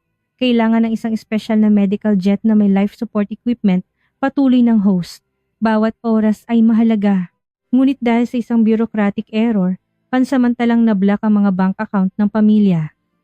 Hindi posible na mag-transfer ng malaking halaga sa foreign currency. Ang bata ay nanghihina. Naging ganap na tahimik ang hall. Walang gumagalaw. Kahit si Kael ay tumigil sa pagtitig sa likod ng upuan sa harap niya at itinaas ang kanyang mga mata sa screen. At noon, nagpa siya ang pondo na bayaran ang biyaheng iyon, sabi ng host. Ngunit sa araw na iyon, kulang ang pondo sa mga account. Lahat ng pera ay napunta sa mga nakaplanong operasyon ng ibang mga bata. Ang sitwasyon ay naging walang pag-asa. Hindi sinasadyang dinala ni Lyra ang kanyang kamay sa kanyang leeg. Sa lugar kung saan, maraming taon na ang nakalipas, nakasabit ang isang manipis na pilak na kadena. Ang tagapagtatag ng pondo, isang babae na laging nanatili sa anino, ay gumawa ng isang desisyon na hindi alam ng sinuman. Nanginig ang boses ng host. Hinubad niya ang tanging mahalagang bagay na natira sa kanya. Isang sinaunang kuwintas na alaala ng kanyang yumaong ina. Isinangla niya ito. Ang perang iyon, kasama ang kanyang personal na ipon, ay sapat na upang sakupin ang pagkakaiba at paliparin ng eroplano. Narinig ang mga paghikbi sa hall. Nahagip ng kamera ng operator ang mukha ni Don Ricardo. Ang matigas na tycoon na ang galit ay kinatatakutan ng buong board of directors ay hindi tinatago ang pagpunas ng mga luha na kumikinang sa ilaw ng mga spotlight. Sa tabi niya, umiiyak ang mga babae sa mamahaling damit. Ibinaba ng mga lalaki ang kanilang mga ulo. Nililinis ang kanilang lalamunan. Nailigtas ang bata. Ngumiti ang host at isang bagong larawan ang lumitaw sa screen. Ang parehong si Santi, ngunit ngayon ay may kulay na. Tumatawa, nakasakay sa isang bisikleta. Narinig ang mga unang tapat na palakpakan sa hall. Tiningnan ni Lyra si Santi at isang bahagyang ngiti ang lumitaw sa kanyang mga labi. Sa sandaling iyon, tuluyan na niyang naintindihan. Hindi lahat ay walang kabuluhan. Walang kulungan, walang lamig, walang pagtataksil ni Kael, walang banta na itapon siya sa kalsada ang may halaga kumpara sa ngiti ng batang ito sa screen. Ibinigay niya ang kwintas, ngunit kapalit nito ay nakatanggap siya ng isang bagay na mas malaki, isang buhay. Hinintay ng host na humupa ang mga palakpakan. Lumapit sa kanyang isang babae na nakasuot ng formal na damit at inabot ang isang gintong sobre. 6 na taon na nanatili sa anino ang taong ito. Sabi ng host, dahan-dahang binubuksan ng selyo. Ang kaluskos ng makapal na papel sa mikropono ay umalingaw-ngaw sa buong hall. Nagtayo siya ng isang perpektong sistema ng pagliligtas ng buhay. Tumatanggi sa mga panayam, parangal at publisidad. Naniniwala siya na hindi mahalaga ang mga pangalan, kundi ang mga gawa. Ngunit ngayon, sa espesyal na araw na ito, pinahintulutan niya kami sabihin ang kanyang pangalan. Naramdaman ni Lirang isang bahagyang kilabot sa kanyang likod. Tila bumagal ang oras. Nakaupo si Kael sa tabi niya, bahagyang nakayuko. Siya'y mausisa. Tulad ng lahat sa hall, nais niyang makita ang mismong babae na ang kwento ay ikinuwento. Itinayo ni Sabina ang kanyang leeg, inilagay ang telepono sa kanyang bag. Kinuha ng host ang card mula sa sobre. Tumingin siya sa hall, ngumiti, at lumapit sa mikropono. Para sa natatanging kontribusyon sa pagliligtas ng buhay ng mga bata, para sa walang hanggang dedikasyon sa gawain at pagsasakripisyo sa sarili, ang pambansang parangal ay ginagawad sa tagapagtatag at pangunahing strategist ng Pakpak ng Pag-asa Foundation. Huminto ang host sandali. Kay Lira Nicolas Solis, ang mga salita'y bumagsak sa hall. Sa isang segundo, nagkaroon ng malalim na katahimikan. Natigilan si Kael. Ang kanyang utak ay tumangging iproseso ang impormasyon. Narinig niya ang pamilyar na apelyido. Narinig niya ang pangalan, Lira Nicolas Solis. Hindi ito maaaring mangyari. Ito ay isang pagkakamali, isang kapangalan, isang pagkakataon, isang masamang biro. Dahan-dahan na parang kinakalawang ang kanyang leeg. Lumingon siya sa kaliwa. Nakaupo si Lira sa tabi niya. Ang kanyang mukha ay ganap na kalmado at ang kanyang tindig ay tuwid at marangal. Hindi siya tumingin sa kanya. Nakatingin siya sa entablado. Sa sandaling iyon, isang malakas na sinag ng spotlight na kinokontrol ng isang technician mula sa ilalim ng simboryo ay sumugod sa mga hilera. Tinagos nito ang dilim ng hall, dumula sa likod ng mga bisita at tumama diretso kay Lira na nagiilaw sa kanyang figura ng isang maliwanag at nakakasilaw na ilaw. Ang mukha ni Kael ay nabalot ng isang maskara ng nakakaparalisang takot. Ang kanyang bibig ay bahagyang bumuka, ngunit walang tunog na lumabas sa kanyang lalamunan. Nanlaki ang kanyang mga mata sa tunay na takot na nakikita ang puti ng mga ito. Tiningnan niya ang babaeng nasa ilalim ng spotlight, ang mismong babae na itinago niya sa bodega na tinawag niyang basura. Nakalahating oras lang ang nakalipas ay pinagbantaang itapon sa kalsada. Nagsimula niyang maintindihan. Sa lahat ng mga taon na iyon, lahat ng mga gabing walang tulog, nang nakaupo siya sa harap ng laptop, lahat ng milyon-milyong piso na pinag-usapan sa mesa, iyon ay siya. Ang kanyang walang laban at duwag na asawa ay naging isang tao na pinupuri ng mga kalihim at mga tycoon, ang taong nagligtas sa apo ni Don Ricardo de Leon. Si Sabina, na nakaupo 2 upuan ng layo, ay dahan-dahang ibinaba ang kanyang bag. Ang kanyang mukha ay naging kulay abo. Tinitigan niya si Lira at sa kanyang mga mata ay masasalamin ang parehong tunay na takot. Sa pasilyo, tumatakbo si Elara. Sa mukha ng mahigpit na direktor, dumadaloy ang mga luha. Lira, sigaw niya, hindi pinapansin ng katahimikan. Lira, halika rito. At noon, napuno ang hall ng palakpakan. Hindi ito magalang na palakpakan, ito ay isang bagyo. Ang unang tumayo ay si Don Ricardo de Leon. Ang makapangyarihang tycoon ay tumayo, lumingon sa mga huling hilera kung saan nakaupo si Lira at nagsimulang pumalakpak. Sa tabi niya, tumayo ang umiiyak na si Doña Amalia. Pagkatapos ay tumayo ang mga kalihim, mga investor, mga bankero, mga top manager ng conglomerate, kung saan kasamang natulirong si Ramon. Ang buong malawak na silid Ekaterina, na puno ng mga pinakamaimpluwensyang tao ng lungsod, ay tumayo sa iisang pagkilos. Lumilingon ng mga tao, hinahanap siya ng tingin, at nagpapalakpak ng nakatayo. Natigilan si Kael. Nahagip din siya ng spotlight na nagpapakita ng kanyang maputla at baluktot na mukha. Naramdaman niyang siya'y hubad, durog, nawasak. Ang mundong kanyang itinayo ay gumuho sa isang segundo, nadurog ng katotohanan na hindi na maaring ipagwalang bahala. Dahan-dahang tumayo si Lira. Hindi siya tumingin kay Kael o kay Sabina. Inayos niya ang laylayan ng kanyang simpleng itim na damit at humakbang sa pasilyo patungo sa nakakasilaw na ilaw at sa dagundong ng palakpakan. Unang hakbang ni Lyra sa pasilyo. Ang maliwanag at makapal na sinag ng spotlight ay sumusunod sa kanya. Inilalabas mula sa dilim ang kanyang figura sa isang formal at saradong itim na damit. Naglakad siya ng dahan-dahan, hindi yumuyuko. Sa bawat hakbang niya, ang mga taong nakatayo sa pasilyo ay umaatras, bumubuo ng isang buhay na koridor. Ang mga lalaking nakasuot ng mamahaling tuksido, mga kalihim, mga pinuno ng korporasyon ay hindi sinasadyang umaatras at bahagyang yumuyuko. Ito ay isang organiko, hindi pinlanong pagkilos ng isang malaking pulutong na kinikilala ang tunay na kapangyarihan sa harap nila. Parang alo ng palakpakan, ang malakas at siksik na tunog ay pumuno sa buong espasyo ng silid Ekaterina. Tumatalbog sa matataas na kisame. Sumiksik si Kael sa kanyang upuan na nakakadena sa takot at pagkaunawa. Hindi niya magawang tumayo, parang naging tingga ang kanyang katawan. Namatay ang kanyang mga daliri sa pagkapit sa kahoy na braso ng upuan. Naging makapal at mabigat ang hangin sa paligid niya. Bawat hininga ay mahirap. Tiningnan niya ang likod ng kanyang papalayong asawa at ang kanyang perpektong, maingat na itinayong mundo ay nagkawatak-watak sa isang malakas na kalabog. Ang mga taong nakaupo sa tabi niya sa huling hilera ay tumayo. May isang hindi sinasadyang tumama sa siko ni Kael, ngunit hindi man lang lumingon para humingi ng paumanhin. Lahat ng tingin ay nakatuon lamang kay Lyra. Dalawang upuan ang layo mula sa kanya. Dahan-dahang tumatayo si Sabina. Nawala ang lahat ng kulay sa kanyang mukha. Naging isang kulay abong maskara.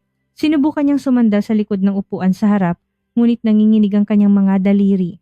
Ang mataas na kristal na baso, na hawak pa rin niya, ay dumulas at nahulog sa marmol na sahig. Ang tunog ng nabasag na salamin ay biglang naging matalas, ngunit agad itong nalunod sa dagundong ng palakpakan. Hindi man lang tumingin si Sabina sa mga bubog. Nakatingin siya sa entablado at sa kanyang mga mata ay naroon ang tunay na takot ng isang tao na napagtanto kung kanino niya kakatapos lang pagbantaan ng kaning baboy. Lumapit si Lyra sa mga hagdan patungo sa entablado. Hinihintay siya roon ni Elara. Ang mukha ng direktor ay basa ng luha. Hindi niya sinunod ang protokol. Lumakad siya patungo sa kanya at mahigpit na niyakap si Lyra. Karapat dapat ka rito. Pabulong ni Elara sa kanyang tainga at nanginig ang kanyang boses sa pinipigil na pag-iyak. Sige na, ngayon kailangan kanilang marinig. Umakyat si Lyra sa mga hagdan. Tumama sa kanyang mukha ang ilaw ng mga spotlight na saglit na nabulag siya ngunit hindi siya pumikit. Ang host ng seremonya, isang matangkad na lalaki na sanay sa atensyon ng libu-libong tao, ay umatras. Binibigyan siya ng sentrong lugar. Sa kanyang mga mata, nababasa ang malalim at tapat na paggalang. Inabot niya sa kanya ang isang mabigat na kristal na statuette, ang simbolo ng parangal, malamig sa palad ang salamin. Hinawakan ni Lyra ang parangal gamit ang dalawang kamay at lumapit sa mikropono. Nakatayo siya sa harap ng pinakamaimpluwensyang hall ng bansa. Libu-libong tao ang nakatingin sa kanya mula sa ibaba. Hindi tumitigil ang palakpakan. Ayaw umupo ng mga tao. Dahan-dahang itinaas ni Lyra ang kanyang kanang kamay, humihingi ng katahimikan. Ang kilos ay simple, walang anumang teatro, ngunit agad na tumugon ang hall. Humina ang mga palakpak, napalitan ng kaluskos na mga damit. Bumalik ang mga bisita sa kanilang mga upuan. Pagkalipas ng ilang segundo, isang ganap na nakabibinging katahimikan ang namayani sa malawak na silid. Narinig ang mahinang ugong ng mga kagamitan. Lumapit si Lyra sa mikropono. Tinatawag ninyo akong Santa. Ang kanyang boses ay umalingaw-ngaw sa ilalim ng mga kisame. Ito ay pantay, malalim, at nakakagulat na kalmado. Walang panginginig, walang pekeng kahinhinan. Sinasabi ninyo ang tungkol sa pagsasakripisyo sa sarili at kabutihang loob. Ikinuwento sa inyo ng host ang isang magandang istorya tungkol sa kwintas at mga naligtas na buhay. Lahat ng iyon ay totoo, ngunit hindi ako nakatayo rito para tumanggap ng papuri. Kailangan kong sabihin sa inyo isa pang katotohanan, ang isa na hindi isinusulat sa mga press release. Tiningnan niya ang tahimik na hall. Ang mga mukha ng mga tao ay nagpapahayag ng sukdulang atensyon. Walang gumagalaw. Ang aking landas tungo sa pondong ito ay hindi nagsimula sa isang maliwanag na opisina o sa isang charity event. Nagsimula ito 10 taon na ang nakalipas sa isang ganap na naiibang lugar, sa isang pambabaing bilangguan. Ang salita ay bumagsak ng mabigat at makabuluhan. Isang maikling, pigil na hininga ang dumaan sa hall, ngunit agad itong naputol. Takot ang mga tao na makaligtaan kahit isang tunog. Hindi ako biktima ng isang pagkakamali sa hustisya. Patuloy ni Lyra, nakatingin diretso sa harap. Pumunta ako roon ng kusa. Inako ko ang kasalanan ng iba. Ang kasalanan ng isang taong minahal ko, ng bulag, desperadong pag-ibig, sa paniniwalang inililigtas ko ang kanyang buhay. Binigyan ako ng korte ng 4 na taon. Huminto sandali si Lyra. Lumitaw sa kanyang alaala ang mga larawan ng nakaraan. Mga sementadong dingding, mga rehas, tahol ng mga aso. Nakakatakot doon. Bahagyang nanginig ang kanyang boses. Ngunit dahil sa perpektong acoustics, bawat salita ay tumatagos sa balat ng mga nakikinig. Isang malamig na tumatagos sa mga buto. Isang nakapapagod na trabaho sa patahian ng 12 oras bawat araw. Isang patuloy na pakiramdam ng gutom at ganap na kalungkutan.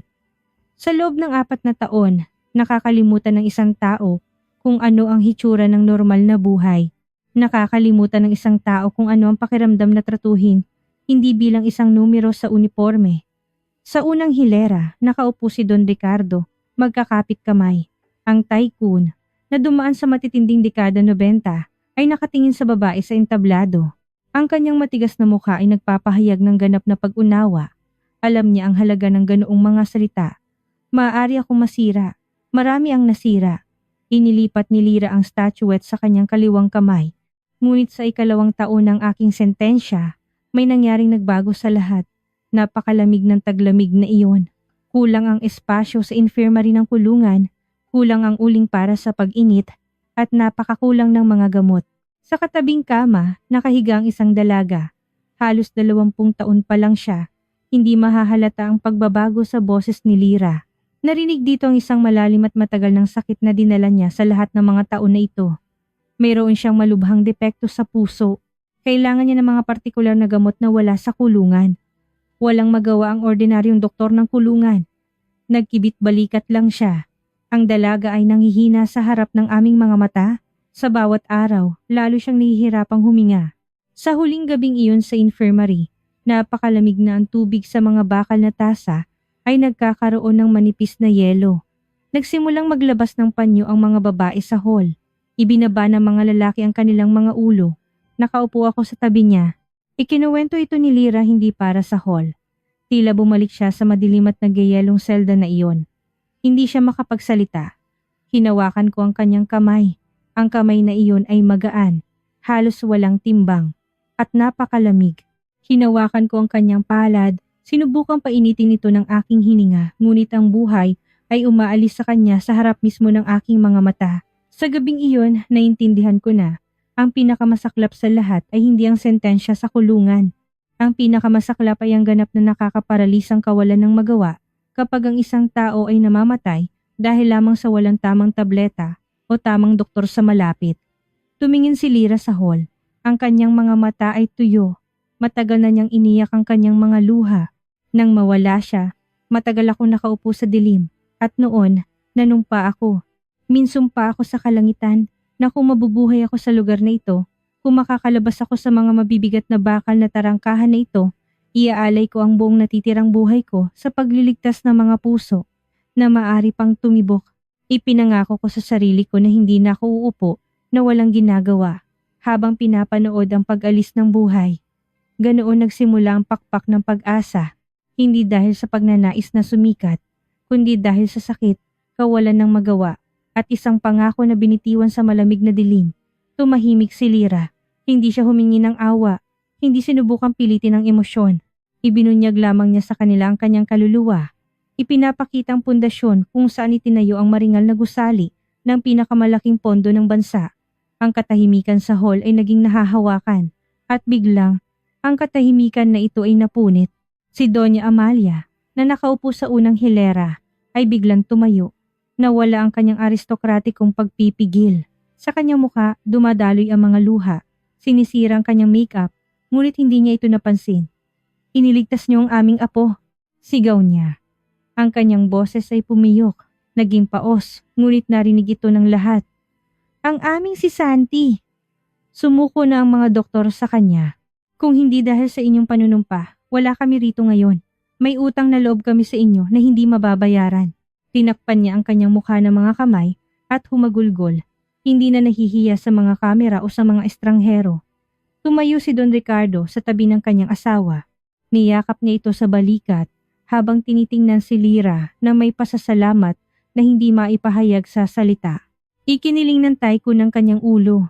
Kasunod nila, nagsimulang tumayo ang ibang mga tao sa ikaapat na hilera.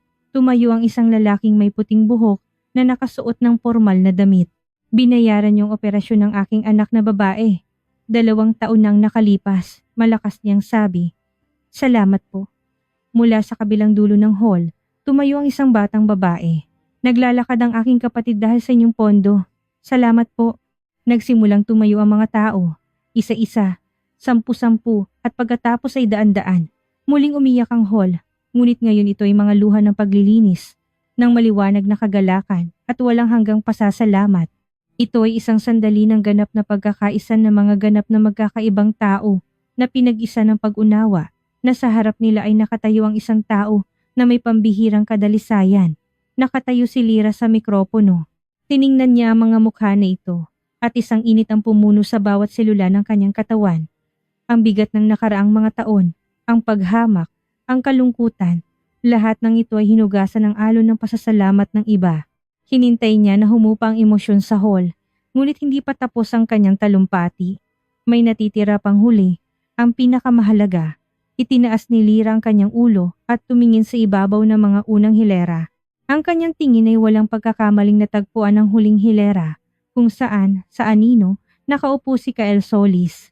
Ang sinag ng spotlight ay muling dumulas sa hall at huminto, na sinakop silang dalawa. Si Lyra sa maliwanag na entablado at si Kael, na nakasiksik sa velvet na upuan sa dulo ng hall.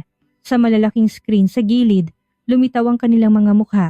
Ang kalmado at marangal na mukha ni Lyra at ang maputla at pinagpapawisang mukha ng kanyang asawa.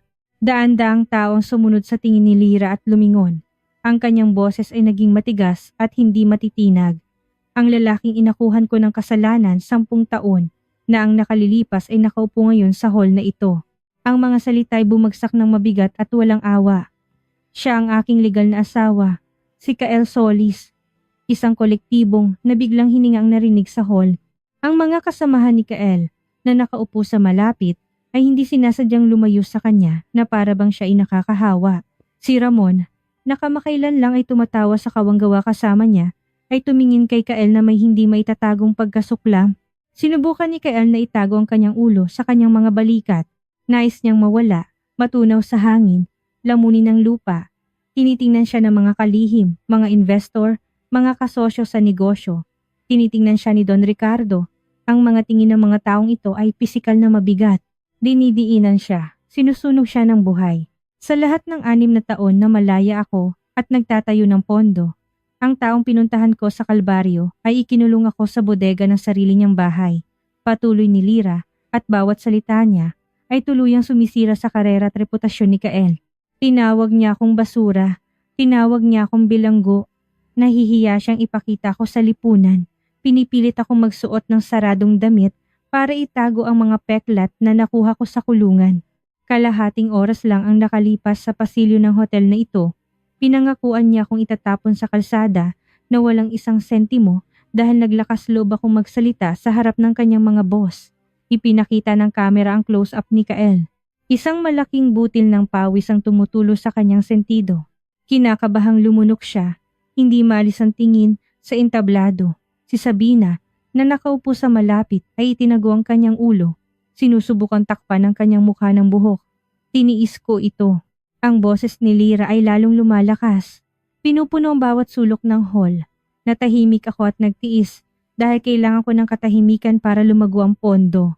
Kailangan ko ng isang takip para makapagligtas ng buhay habang nililigtas niya ang kanyang reputasyon. Binayaran ko ng buo ang aking utang at higit pa, hinawakan ni Lyra ang statuette sa isang kamay. Gamit ang kabilang kamay, sumandal siya sa mikropono. Ngunit ngayon, huminga siya ng malalim. Ang kanyang mga mata ay nagniningning sa hindi matitinag na lakas.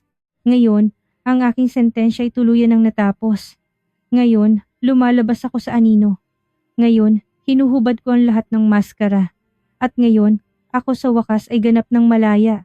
Ang huling mga salita ay parang isang kulog. Sa isang sandali, mayroong ganap na katahimikan sa hall. At pagkatapos, tumayo ang mga tao at ang hall ay napuno ng nakabibinging, mahabang palakpakan. Ang mga lalaki pumalakpak, itinaas ang kanilang mga kamay sa itaas ng kanilang mga ulo. Ang mga babae ay nagpunas ng luha at sumigaw ng mga salita ng suporta. Hindi lamang ito isang tagumpay. Ito ay isang sandali ng pinakamataas, kristal na malinaw na hustisya na naganap sa harap ng daan-daang mga saksi. Nakatayo si Lyra sa ilalim ng nakakasilaw na ilaw. Tiningnan niya ang mga mukha ng mga tao na hindi na mukhang estranghero sa kanya. Naramdaman niya ang malaking, buhay na enerhiya ng hall na ito. Ibinigay niya ang kanyang sakit, ang kanyang takot, at ang kanyang nakaraan. At kapalit nito ay natanggap niya ang pagkilala, paggalang, at kalayaan. Sa huling hilera, nakaupo si Kael Solis, yakap ang kanyang ulo. Siya ay ganap at hindi na maibabalik na nawasak. Ang kanyang karera, ang kanyang reputasyon, ang kanyang kinabukasan ay gumuho sa ilalim ng bigat ng katotohanan na narinig mula sa entablado. Hindi na tumingin si Lyra sa kanyang direksyon. Ang kanyang nakaraan ay nanatili doon sa dilim ng mga huling hilera. Hinihintay siya ng isang kinabukasan na pinaiilawan ng liwanag ng libu-libong nailigtas na buhay. Dahan-dahang bumaba si Lyra sa mga hagdan ng entablado. Nararamdaman ng matatag na suporta sa ilalim ng kanyang mga paa. Naiiwan sa likuran na nakakasilaw na ilaw ng mga spotlight, ngunit ngayon ay binubulag siya ng 12-dosenang mga flash ng kamera. Ang mga mamamahayag mula sa mga federal na channel, mga reporter mula sa mga glossy magazine, at mga society chronicler. Na 1 minuto lang ang nakalipas ay tahimik na nakaupo sa seksyon para sa media ay sinira ang hindi nakikitang harang. Pinalibutan nila ang hagdanan. Ang mga mikropono na may mga logo ng mga nangungunang kumpanya ng telebisyon ay nakaunat sa kanya mula sa lahat ng direksyon. Naririnig ang ugong ng mga boses sa hangin na tinatabunan ng humihinang palakpakan ng hall. Jinga, Solis, paano mo naitago ang lawak ng iyong trabaho mula sa iyong sariling asawa? Maaari po ba kayo magbigay ng ilang salita para sa national news? Ano po ang mga plano ng pondo para sa susunod na taon? Ang inyong talumpati ay yumanig sa hall. Plano niyo po bang mag-file ng divorce pagkatapos ng gabing ito? Hindi nagmamadaling sumagot si Lyra. Tiningnan niya ang makapal na pulutong ng mga tao na may kamanghamanghang malalim na kahinahunan. Wala na sa kanyang kahit katiting na takot. 10 taon siyang nabuhay na may pag-iingat. Tinitimbang ang bawat salita, natatakot sa labis na ingay sa sarili niyang bahay. Ngayon, ang bigat na iyon ay nawala. Dumiretso siya, bahagyang nakasandal ang kaliwang kamay sa mabigat na kristal na statuette. Sa sandaling iyon, sa mga huling hilera ng hall, si Kael ay abalang nag-iisip, sinusubukang humanap ng paraan para makatakas. Ang estado ng nakakaparalisang takot na pumako sa kanya sa upuan sa timpul salaysay ni Lyra ay biglang napalitan ng isang hayop, primal na instinct para mabuhay. Ang kanyang reputasyon ay nawasak, ang kanyang karera ay nakasabit sa isang sinulid. Ang buong silid Ekaterina, ang buong elit ng negosyo ng lungsod ay narinig na sa loob ng 10 taon ay pinahirapan niya ang isang babae na pinupuri nilang lahat. Naintindihan niya kung mananatili siyang nakaupo sa anino ngayon. Bukas ay dudungisan ang kanyang pangalan. Tatalikuran siya ng mga investor. Masasayang ang kontrata at itatapon siya sa conglomerate na may masamang record. Mayroon lamang isang paraan, isang maliit na pagkakataon na iligtas ang sitwasyon. Kailangan niyang agad, sa ilalim ng mga kamera, na iugnay ang sarili sa taginapay ng kanyang asawa, magpanggap na ang kanyang mga salita mula sa entablado ay isang emosyonal na pagsabog lamang, isang histerya ng isang pagod na tao. At sa katunayan, sila isang buo, kaisang koponan, isang pamilya. Biglang tumayo si Kael. Itinulak niya ang isang manager at sumugod sa pasilyo. Itinutulak ang mga tao gamit ang kanyang mga siko. Padaanin niyo ako. Bigyan niyo ako ng daan. Asawa ko yan. Malakas na sigaw niya na may pekeng pagkabalisa habang lumulusot sa makapal na pulutong. Ang kanyang damit ay nagusot. Ang kanyang buhok ay nagulo. Ngunit hindi niya ito pinansin. Nakikita lamang niya ang mga flash ng kamera at ang figura ni Lyra sa ibaba. Si Sabina, na nakaupo sa malapit, ay hindi lubos na naunawaan ang lawak ng sakuna. Sa kanyang mababaw na pag-iisip, na nakatuon sa pera't katayuan. Hindi niya matanggap na ang isang kulay abo na daga sa isang saradong damit ay maaring maging pinakamahalagang tao sa gusali sa isang iglap. Isang bagay lang ang nakita ni Sabina. Tumatakbo si Kael patungo sa mga kamera ng mga federal na channel at nangangahulugan iyon na kailangan niyang nasa tabi niya. Ito ang kanyang pagkakataon na lumabas sa society pages. Inayos niya ang kanyang pulang damit na seda, ipinagmalaki ang kanyang dibdib at nagmamadaling sumunod kay Kael. Sinusubukang hindi mahuli. Sumugod si Kael sa grupo ng mga mamamahayag, mabigat ang kanyang paghinga. Isang malaking butil ng pawis ang tumutulo sa kanyang sentido, ngunit agad siyang nagsuot ng isang maskara ng isang walang hangganang mapagmahal at nag-aalalang asawa. "Lira, mahal ko," sigaw niya ng napakalakas, upang siguradong marinig ng mga mikropono ng mga reporter. Humakbang siya patungo kay Lira na may bukas na mga braso. Nabalak siyang yakapin ng mahigpit sa harap ng 12 ng mga kamera. "Ang aking asawa ay isang tunay na bayani," patuloy na sabi ni Kael, mabilis na tumingin sa media. Mayroong isang matamis, peking ngiti sa kanyang mga labi na malinaw na salungat sa kanyang takot na tingin. Hindi ninyo alam kung gaano kahirap para sa kanya ang talumpating iyon. Napakaraming emosyon. Palagi kong sinasabi sa kanya, "Lira, ang iyong trabaho ay napakahalaga." Palagi ko siyang sinusuportahan.